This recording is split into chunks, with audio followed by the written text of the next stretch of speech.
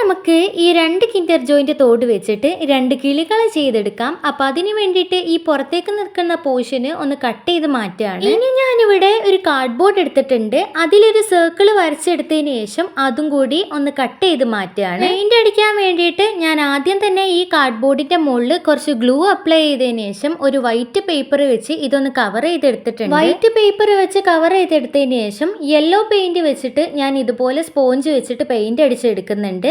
ഇനി നമുക്ക് 2 തോടിനും പെയിന്റ് അടിച്ചെടുക്കണം.